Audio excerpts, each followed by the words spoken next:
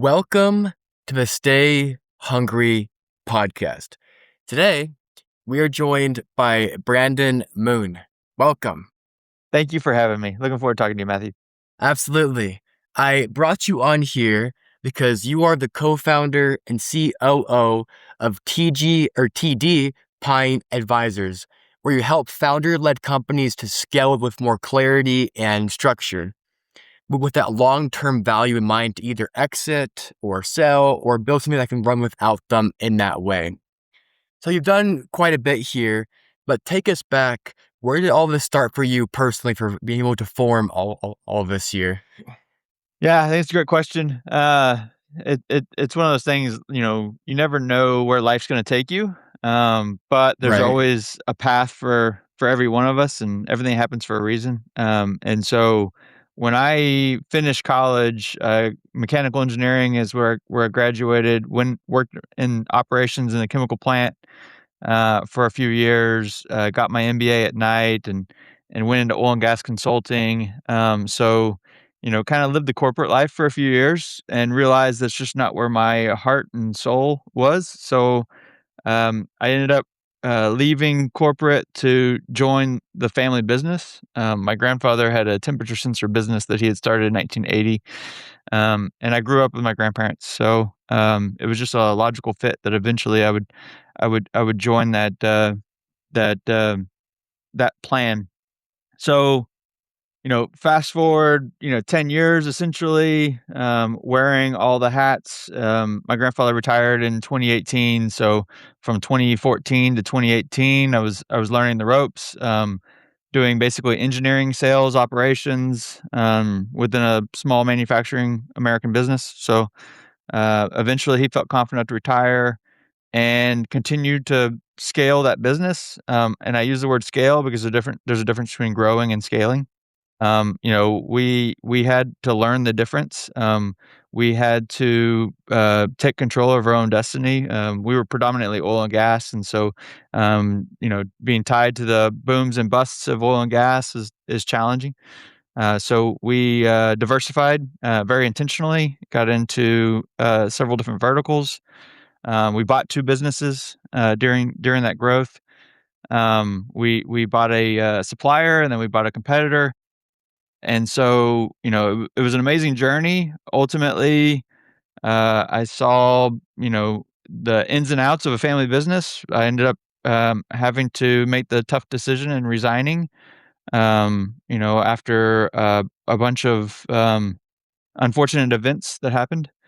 And after that journey kind of took some time to reflect, there's a pattern in American businesses where there's so many owners that they have a job, they don't have an asset, they feel like that job is going to be their retirement, and so there's a different mindset that has to happen from being in the weeds and doing what it takes to grow a business, and then shifting into how do I transition out of the business, and so it felt like there was a lot of instances where owners could use help in that path, and so formed TD Pine Advisors to I to to see. help with that.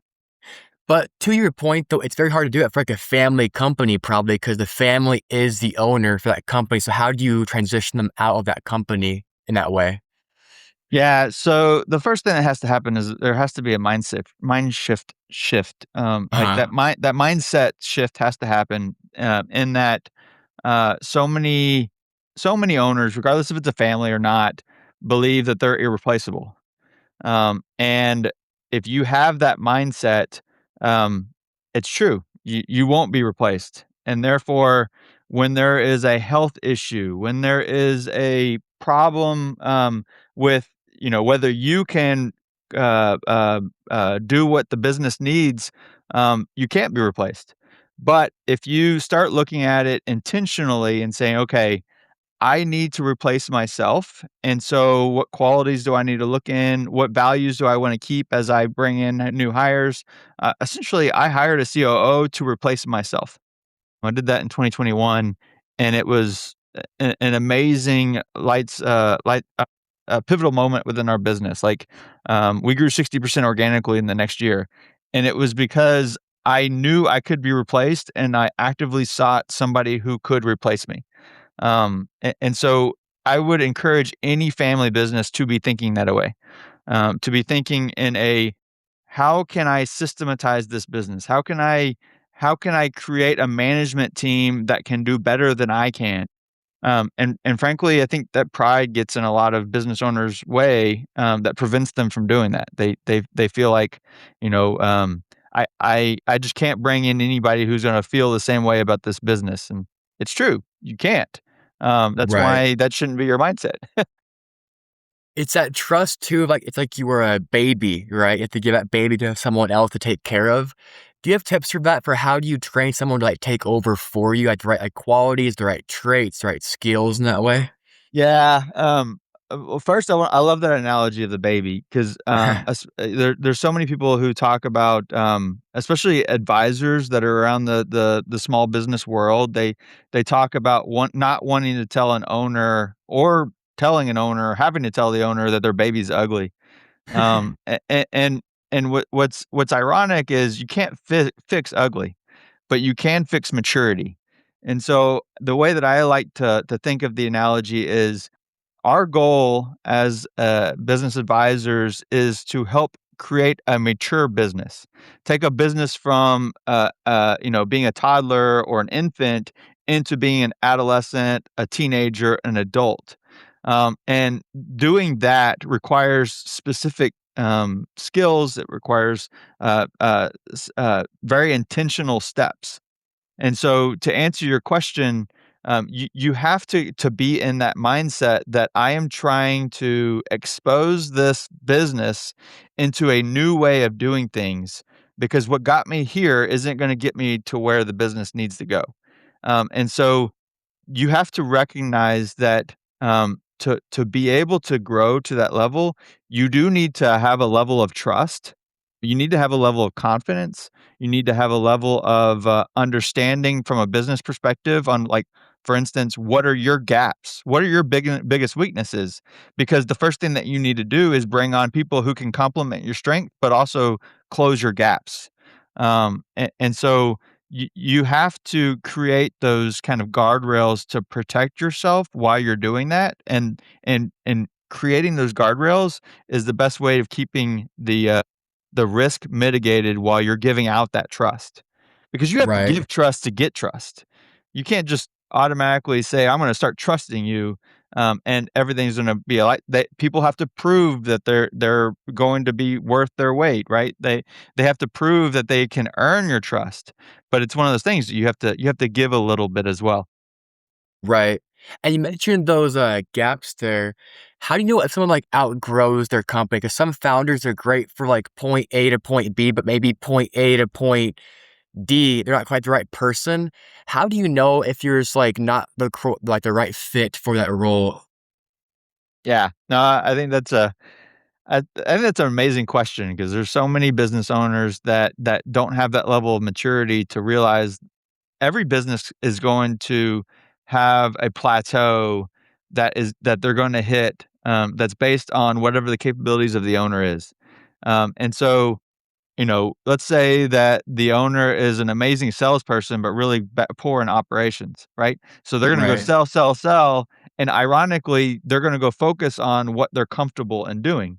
And so they're always fighting fires from an operation standpoint because they're always still trying to figure out how to get things out the door. Or they're spending time trying to fix those fires and not able to go focus on what they love doing, which is the sales.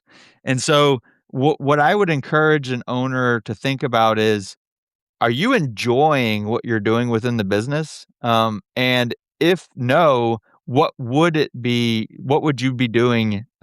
Because it's interesting that what we enjoy doing is also typically what we're really good at. Mhm. And so finding a way of outsourcing or delegating the things that we're not good at, also happens to be the things that we don't enjoy doing as well. And obviously I'm oversimplifying this. There's a certain level of times where we have to do things that we don't enjoy, but we could also be good at. But it's one of those things. You started your business so that you have freedom and happiness, and then it becomes the job that we never wanted in the first place. Uh, Exactly. and so it's one of those things. Start with where your passion is. Start with what you enjoy doing and then work backwards to say, "Okay, I still have to do all of these other things in the business. So how am I going to make sure that those things are done while still having the time and energy to focus on what I am passionate about?" Right. And this is all scaling from what I'm hearing from you. But how do you balance this and then not going too fast and like blowing up for like your company here? Well, it all comes back to, building that right team. Right, Um, right. yeah, so if you build a team who can complement your strengths and close your weaknesses, then scaling doesn't become a problem because they're going to have a bigger capacity, multiple exponentially larger capacity than you can.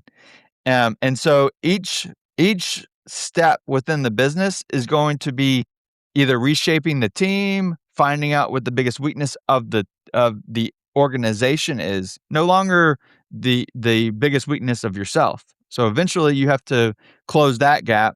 Then you get to the next stepping stone. The organization has a new gap that you have to fill. You fill that gap, and then it's going to get you to the next stepping stone where you'll have to fill a new gap and so on and so forth. Right.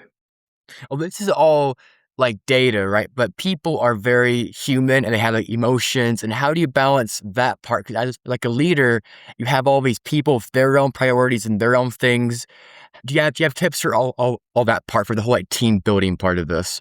Yeah, absolutely. So from a team building perspective, you have to be so I think one of the characteristics that I think is lost in most of society today is empathy. I think that as you're building a team, you have to understand where the members are coming from, and what their own individual goals are, understand what their motivations are, and find a way to align those goals and motivations within the organization and the team. You have to be really quick about offboarding the people who are not either contributing or their values don't align with the business's values. There's a lot of objective things that need to be laced in with the fact that you do have to have significant people skills to create an organization that is working together at a common goal. And so I would encourage anybody to really be focusing on that empathy aspect. I think a lot of people forget about that is that we all have an inherent mission to do what we're passionate about, but we also have to pay bills, right? We also have to feed our family and keep our family safe, and so making sure that we understand what's holding members back, and trying to remove those obstacles is how to grow the team as a whole. Right. Which maybe sounds easy right now, but you have to have those like tough conversations to maybe like let someone go or like transfer them. So it takes a lot of like teamwork in that way to know what to say as like a leader to like your people in that way too. So Yep. Yeah, and it's amazing. You give the example about having to somebody go. That has always been a challenge for many leaders, and frankly, the ones who that's not a challenge for, I'm worried about, right? You Okay. know, you should have a deep desire to help lift everybody, and so letting somebody go, can be challenging from that perspective, right? It conflicts with that. Um, However, I would say that in my case, in my past, I've had to let several people go, and the months leading up to that decision have always been much more challenging than the day after or 2 days after the event. It's almost like a Band-Aid, if you will, is that, you know, there's so many cases where it is it is not the right environment for that person to be in. They can excel somewhere else. They just haven't been set free to do that. And so sometimes as a leader, you have to understand that if they're not right for the organization is not right for them either. And you as a leader have to recognize it is that time, uh, and have that conversation and realize that it just wasn't as bad as you thought it was. You built up all of this anxiety of having that conversation, and then the day after, all of a sudden, you're back into the next thing. Not because you're heartless, but because you realize that it's best for the organization, it's best for them, it's best for the team. Right. It's like a win-win because you helped yourself, your company, and them at the same time here. I'm curious for your company, if someone comes to you, what then happens next? Like your guys' steps to help build up that company's like value. Yeah. So our business is about understanding where the owner dependency lies. And the Uh-huh. reason why we start with that is first we do my partner's a CFA, so he handles the finances. He has a high finance background, investment banking, private equity, CFO of a 2,500 employee business, and so he brings the financial understanding that frankly I just would not be able to operate in. And so he brings that to the table and helps an owner understand a baseline value of the business. What is the business worth today? What would a market be willing to pay for it? Is that what an owner is expecting? And then what that does is it uncovers where the levers that should be pulled to grow that value. And so we start with a baseline. We start uncovering what is holding the business back, which typically 80% of the time is owner dependency. Hmm. And the reason why is because any investor, and I use the investor term very loosely. If your kids wanna come into your business, they're considered an investor, right? They're gonna invest their time and energy into the business. So I'm gonna just use the blanket statement as investor. Any investor who's going to take over the business is going to need to be able to operate that business without the owner. The owner's gonna have to Right. step away. Now what happens to that cash flow? What happens to the just day-to-day workflow within the business if owner steps away? And owner is responsible for 70% of the relationships and 50% of, just workflow happening throughout the business. Well, then the cash flow is at risk. The cash flow of that business is gonna go down tremendously, and an investor is going to have to price that in. And so, that's one of the reasons why we focus on owner dependency first is because in this demographic, so many businesses depend on that owner, and it's amazing what happens when that owner becomes, incapacitated from a health perspective or, is no longer doesn't have the energy to operate the business anymore. It's amazing how quickly that impacts the business. Well, the investor is gonna have to deal with that, if they're deciding that they're gonna focus on that business, and so our goal is to focus on that first and be very intentional about how to, reduce that owner dependency. Right. And you mentioned those levers of like what can change. Can you break that down more for us, like what that means for you guys? Yeah, absolutely. So, when you think about owner dependency, the problem is it is so diverse, right? They have each owner is gonna be, have different passions, different goals, different perspectives, different skill sets. And so that owner dependency might be like I was talking about earlier, it might be an operations skill set. It might be a business development skill set. It might be a marketing skill set. And, in business, you have like 9 other things that all need to be done really, really well. And so understanding where their focus is it aligned with what their skill set is and what they're passionate about? And then bringing in the resources and the skill sets that complement whatever their, passion is how we operate. So in other words, We have a client that they have a pretty large business that is on QuickBooks. No data analytics, no understanding of processing data to make data-driven decisions. In fact, it's hard to get any data to be able to make those decisions. And so the very first thing we need to do is create a dashboard to put that data in a usable form in front of the decision makers that it needs to be in front of. So we bring in their case, the owner did not want to do an ERP, had a problem with an ERP implementation in the past, and so was very very upfront that a at a ERP system would not be implemented. Therefore, we went a different route. We had a software developer come in, gather the different data sets that all had the data that needed to be presented in front of decision makers, and built a custom dashboard to be able to provide that information in a usable format.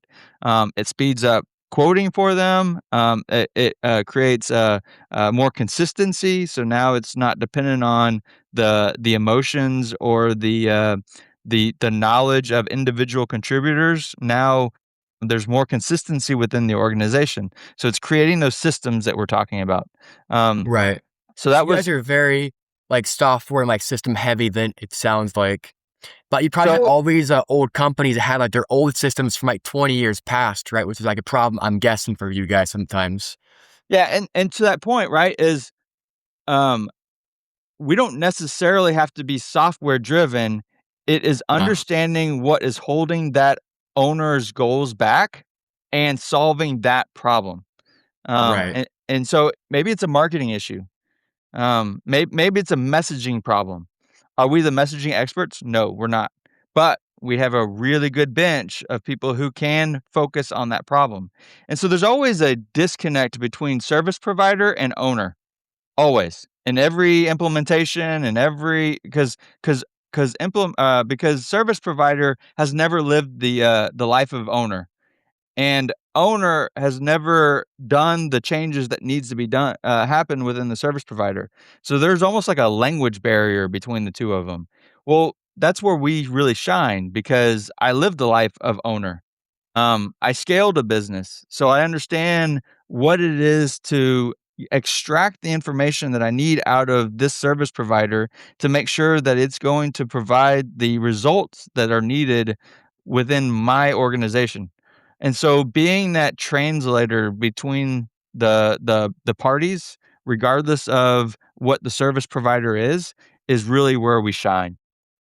Your job sounds very tough because it's not copy and paste. It's like its own solution, its own problem for each separate company that you deal with. So you're having to deal with all these different softwares and systems for every separate company out there, right?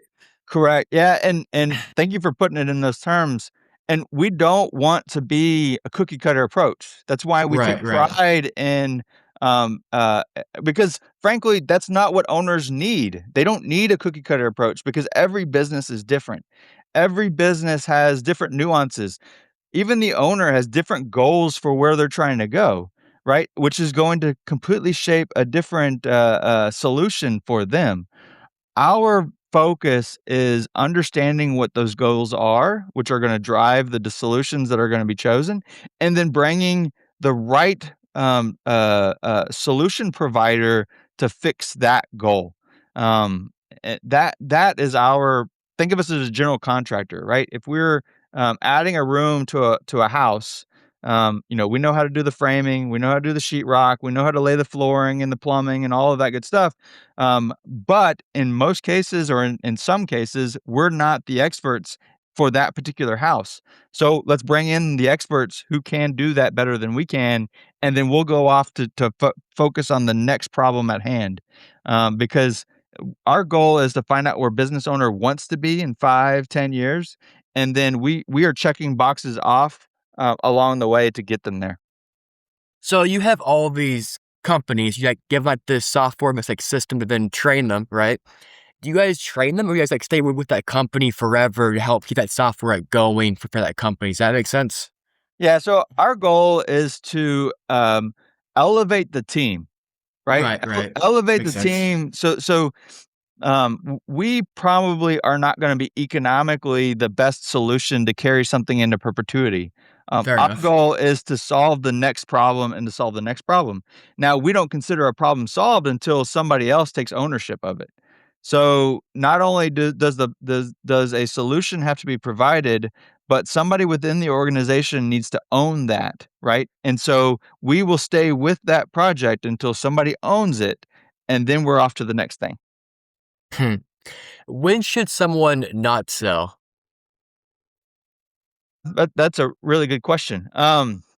And I would answer that question by saying you really need to understand what your own passions are and what your own goals are, because if you don't want to let this legacy go, right? If you don't want to especially if you're thinking of your organization as a baby, and you cannot just you couldn't sleep at night if somebody else is driving that into the ground, or, that's what's keeping you up at night, then there are so many other transitions that you can, that are a pathway for you, but you have to be very intentional about how you're presenting your business for those other pathways. What's amazing is somebody decides, "I don't wanna sell," and they never make intentional decisions to prepare their business for any other type of transition, and ultimately, life gets the best of us. 100% of business owners are gonna exit their business someday. It's a fact. Whether we do it intentionally or life happens to us, it's going to happen. And so, Right. so many business owners don't set up their business intentionally, and then the kids are left having to do a fire sale. The kids are left having to close the doors. That happens every day in America, and it doesn't need to. The problem is people don't make those decisions when they have the energy to fix them. They wait until life happens to them, and it's too late. I guess ideally you'd want to almost stay in your company and sell it, right? Like I guess like at the best world, right? Not Sort of, always. Not because then you're always. still like somewhat I can charge, kind of. Well, no, that's the problem, is whenever you sell a business, the buyer typically wants control. And Right, right. therefore, when the control changes hands, now you're working for somebody else. And there are just some people who cannot imagine their world being dictated, especially by an organization that they started from scratch. And so I think that that's a great topic because there are an infinite amount of options that are available to an owner, um, an infinite amount. And so what happens is we have analysis paralysis, and we don't start selecting any one because there's so many different options. But in reality, we need to start defining what is important to me, right? Could I find myself working for somebody else? If the answer is no, then there are ways of selling your business, getting the proceeds that you need, and then moving on. There's also ways of having a management buyout where the team members that helped you build the business are the ones who are going to carry on the business. There are obviously the succession planning with the family, but all of these options have to be done very intentionally and understanding what your internal motivations are for trying to create that future of the business. Right. From what you've seen, does the culture change most often from like a old to like a new like owner in that way? Because they have their own like culture for like, the team building, for like, the legacy of that company, typically, right? Yeah. So answer your question, yes. I think it's just inherent that culture is going to change because a an organization is a reflection of the leadership. And if the leadership is centralized into one person, then the organization is going to be a reflection of that one person. When that one person transitions into something else, then it's going to create a brand new reflection of the new something else. With that being said, you can define what the future of the organization looks like before you transition, right? You can make sure that the people that you bring on to be the new leadership team have the right values, that they share in the vision of what you're trying to create. So you can be very intentional about creating the new culture, but you have to be intentional about it.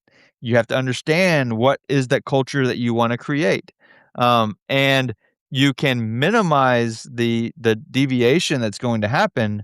But the only way to do that is to know what culture you're trying to create. Which makes sense. Well, you have been fantastic. I'm curious for your last thoughts, what that would be to the audience. Certainly, thank you for that stage. Yes, sir. Don't let pride prevent you from accomplishing what you were meant to accomplish. As a business owner, as a founder, you started a business, and started an organization to make an impact. And so often we we limit what that impact will be because we believe that we're the only ones who can accomplish whatever that is within the organization. And frankly, um, it's that's not the world. You have to understand how to evaluate people that you're gonna bring into the team. You have to evaluate, skill sets and personalities and values and all of those things. But the first thing that you have to realize is that you can accomplish far, far more as a team than you can as a single person. And so, don't let pride prevent you from taking that organization into where it was meant to go. Right.